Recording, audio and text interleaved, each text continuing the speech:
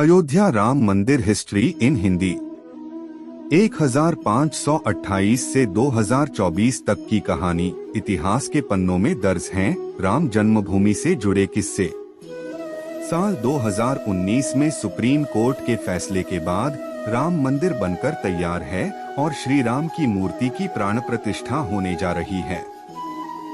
इस मौके पर हम उस इतिहास के बारे में जान लेते हैं जिसने आज के राम मंदिर के स्वरूप की नींव रखी। अयोध्या नगरी कितनी पुरानी है, क्या आपको इसका अंदाजा है? भारतीय वेदों और शास्त्रों में भी अयोध्या का जिक्र मिलता है। अथर्ववेद में भी इस नगरी का साक्ष्य मिलता है। हमारी मान्यताओं में अयोध्या नगरी हमेशा से ही श्री राम की जन्मभूमि रही है। अयोध्या का धार्मिक इतिहास तो हमने रामायण में पढ़ा है, लेकिन इसके इतिहास का एक पन्ना विवादित भी है।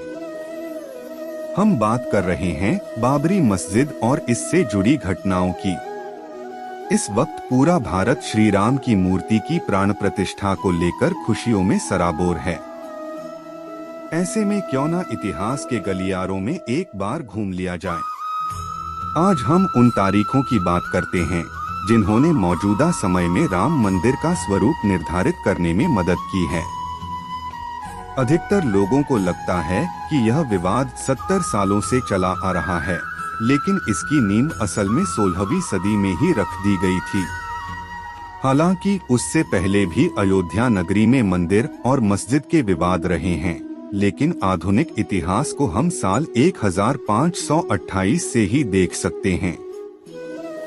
साल 1528 से 29 के बीच बनाई गई थी बाबरी मस्जिद। अयोध्या का विवाद बाबरी मस्जिद से घिरा हुआ है। इसकी शुरुआत हुई साल 1528 में, जब बाबर के सेनापति मीर बाकी ने अयोध्या में बाबरी मस्जिद बनवाया। इस मस्जिद को मुगल काल की एक महत्वपूर्ण मस्जिद माना जाता था।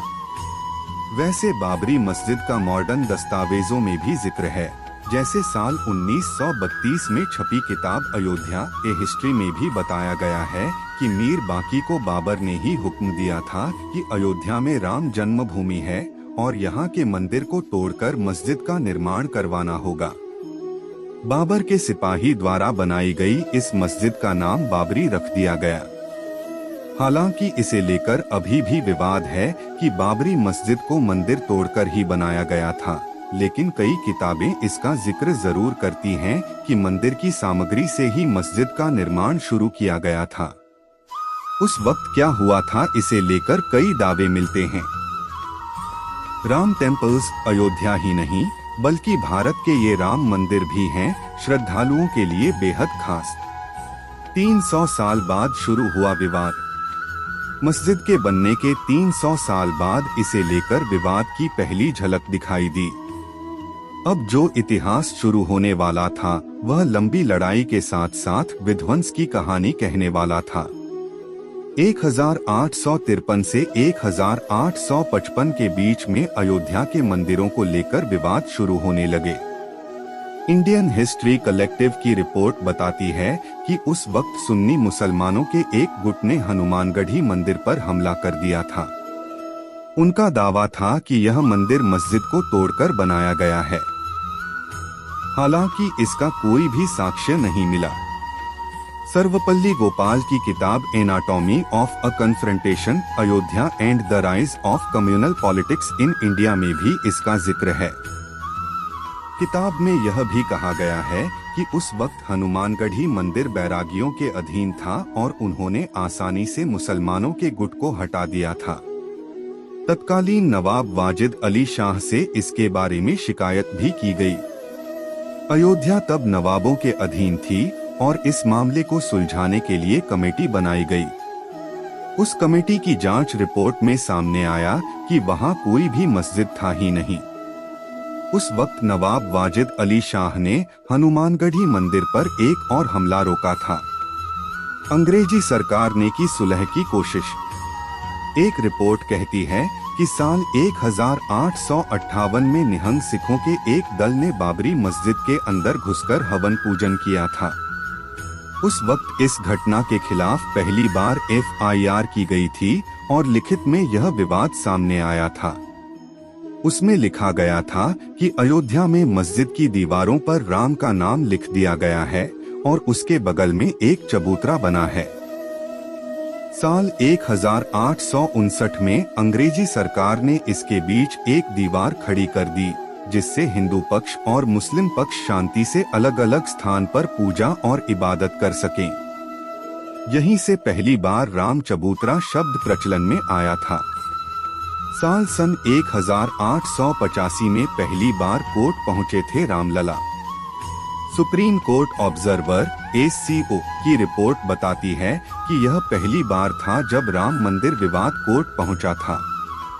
यहाँ महंत रघुवीर दास ने राम चबूतरे पर मंदिर बनवाने की याचिका दायर की थी। फैजाबाद डिस्ट्रिक्ट मैजिस्ट्रेट ने यह याचिका खारिज कर दी थी। तब फैजाबाद कोर्ट में रघुवीर दास की याचिका गई थी। उस वक्त केस की सुनवाई कर रहे जज पंडित हरि किशन ने इस याचिका को रद्द कर दिया था।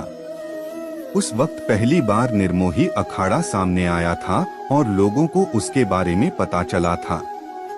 महंत रघुवीर दास उसी अखाड़े से थे। इसके बाद भी रघुवीर दास ने हार नहीं मानी और अंग्रेजी सरकार के जज से गुहार लगाई, लेकिन यहाँ भी याचिका को खारिज कर दिया गया। यह मामला यहीं दब गया और अगले 48 सालों तक मामला ठंडे बस्ते में रहा और छुटपुट शांतिपूर्ण विरोध होते रहे।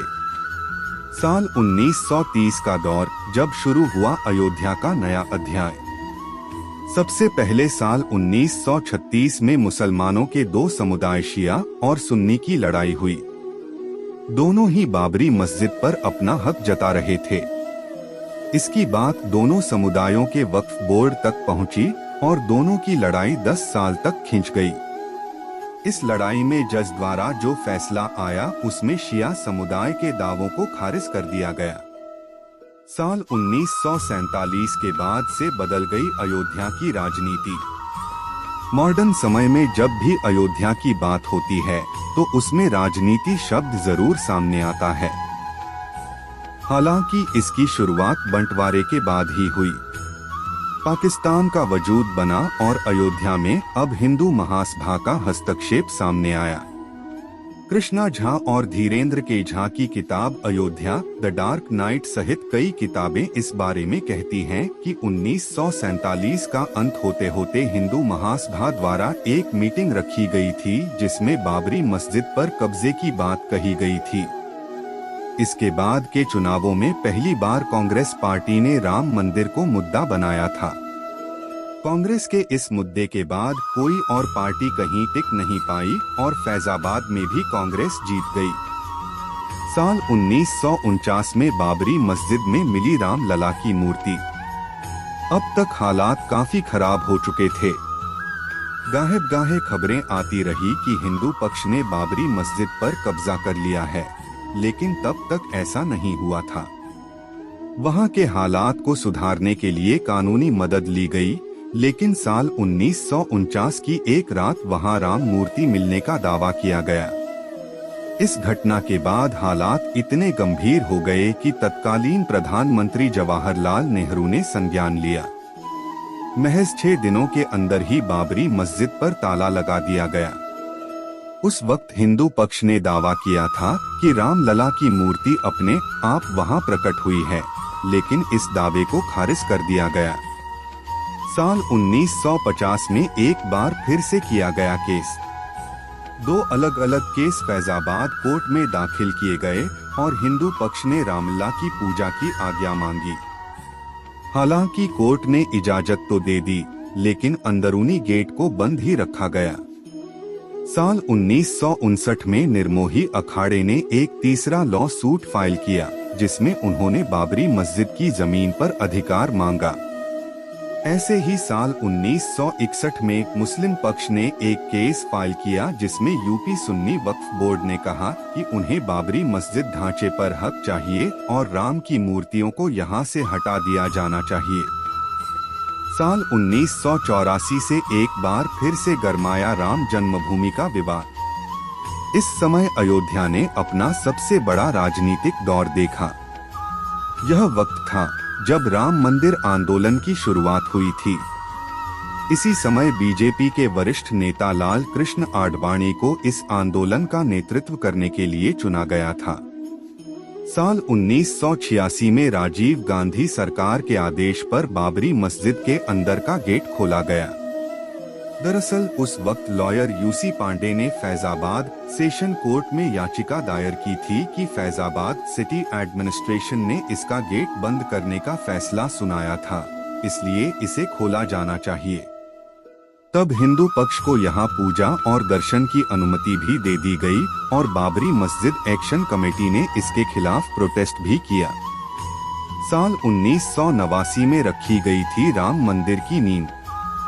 उस समय तत्कालीन प्रधानमंत्री राजीव गांधी ने विश्व हिंदू परिषद को विवादित जगह पर शिलान्यास करने की अनुमति दे दी थी। इसके बाद पहली बार रामलला का नाम इलाहाबाद हाई कोर्ट पहुंचा था, जिसमें निर्मोही अखाड़ा 1959 और सुन्नी वक्फ बोर्ड 1961 ने रामलला जन्मभूमि पर अपना दावा पेश किया। साल 1990 में लाल कृष्ण आडवाणी ने गुजरात के सोमनाथ मंदिर से लेकर अयोध्या तक रथ यात्रा की शुरुआत की। यह बहुत ही विवादित दौर था। अयोध्या वासियों ने बताई उस वक्त की आंखों देखी। हमने दिल्ली यूनिवर्सिटी के पॉलिटिकल साइंस प्रोफेसर और अयोध्या के निवासी शिवपूजन पाठक से बात की। उन्होंने हमें बताया उस दौरान अयोध्या वासियों के ऊपर ही कार सेवकों के लिए व्यवस्था का कार्यभार था। चारों तरफ पुलिस तैनात रहती थी और रातों रात कार सेवकों को रहने के लिए जगह दी जाती थी। स्कूलों में भी उन्हें रुकवाया गया था। उस वक्त चारों तरफ सिर्फ परेशानी का माहौल रहता था और समझ नहीं आता था कि आने वाले पल में क्या हो जाएगा। साल 1992 में गिराई गई बाबरी मस्जिद। 6 दिसंबर 1992 का वो दिन जब बाबरी मस्जिद को गिराया गया था। भारत के इतिहास में यह दिन दर्ज है। कारसेवकों ने यहाँ एक अस्थायी मंदिर की स्थापना भी कर दी थी। मस्जिद गिराने के 10 दिन बाद प्रधानमंत्री ने retired high court justice M S. Liberhan को लेकर एक कमेटी बनाई, जिसमें मस्जिद को गिराने और सांप्रदायिक दंगों को लेकर एक रिपोर्ट बनानी थी। जनवरी 1993 आते आते अयोध्या की जमीन को नरसिम्हा राव की सरकार ने अपने अधीन ले लिया और 67.7 एकड़ जमीन को केंद्र सरकार की जमीन घोषित कर दिया गया। साल 1994 में इस्माइल फारूकी जजमेंट आया, जिसमें सुप्रीम कोर्ट एससी ने 3:02 के बहुमत से अयोध्या में कुछ क्षेत्रों के अधिग्रहण अधिनियम की संवैधानिकता को बरकरार रखा। इस जजमेंट में यह भी कहा गया था कि कोई भी धार्मिक जगह सरकारी हो सकती है। साल 2002 में बढ़ने लगी राम मंदिर की मांग। अप्रैल 2002 में अयोध्या टाइटल डिस्प्यूट शुरू हुआ और इलाहाबाद हाई कोर्ट की लखनऊ बेंच में हियरिंग शुरू हुई। अगस्त 2003 में ASI archaeological survey of India ने मस्जिद वाली जगह पर खुदाई शुरू की और यह दावा किया कि इसके नीचे 10वीं सदी के मंदिर के साक्ष्य मिले हैं। साल 2009 में अपने गठन के 17 सालों बाद लिब्राहन कमीशन ने रिपोर्ट सबमिट की। हालांकि इस रिपोर्ट में क्या था वह सामने नहीं आया। 30 सितंबर 2010 अयोध्या मामले का ऐतिहासिक फैसला। अब तक अयोध्या की जमीन को हर पक्ष अपने लिए मांग रहा था, लेकिन इलाहाबाद हाई कोर्ट ने इस जमीन को 3 हिस्सों में बांट दिया। इसके तहत 1/3 हिस्सा निर्मोही अखाड़ा को, 1/3 हिस्सा सुन्नी वक्फ बोर्ड को और 1/3 हिस्सा रामलला विराजमान को दिया गया। इस फैसले ने पूरे देश में विवादों को जन्म दिया। इसके खिलाफ एक बार फिर से याचिका दायर हुई और साल 2011 में सुप्रीम कोर्ट ने इलाहाबाद हाई कोर्ट की रूलिंग को रोक दिया। सुप्रीम कोर्ट ने इस हियरिंग को लेकर कहा कि इलाहाबाद हाई कोर्ट का जजमेंट अजीब है, क्योंकि तीनों में से किसी भी पार्टी ने इसके लिए गुहार नहीं लगाई थी। साल 2017 आते आते चीफ जस्टिस खेहर ने तीनों पार्टियों को आउट ऑफ कोर्ट सेटलमेंट के बारे में कहा। इस पर एक बार फिर से बहस शुरू हुई। साल 2018 में सुप्रीम कोर्ट ने अपना फैसला दिया, हालांकि लेकिन उसे जगजाहिर नहीं किया गया। उस वक्त सुप्रीम कोर्ट ने बड़ी बेंच के तहत उनके फैसले की जांच करने को मना कर दिया था। साल 2019 में आखिरकार आया ऐतिहासिक फैसला। चीफ जस्टिस गोगोई ने साल 2019 में 5 जजों की बेंच बनाई और पुराने 2018 वाले फैसले को खारिज कर दिया।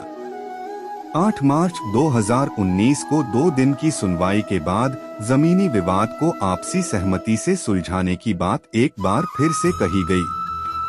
नवंबर 2019 आते आते सुप्रीम कोर्ट ने हिंदू पक्ष के हित में फैसला सुनाया और राम मंदिर को एक ट्रस्ट के जरिए बनवाने का आदेश दिया। इसके साथ सुन्नी वक्फ बोर्ड को 5 एकड़ जमीन दी गई, जहां अयोध्या में मस्जिद बनवाया जाना था।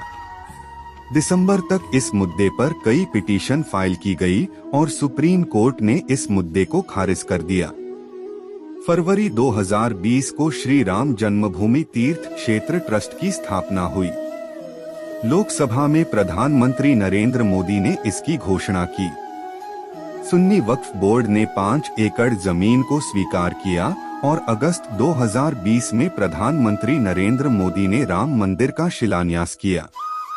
अब 22 जनवरी 2024 को प्रधानमंत्री नरेंद्र मोदी द्वारा ही रामलला की मूर्ति का प्राण प्रतिष्ठा किया जाना है।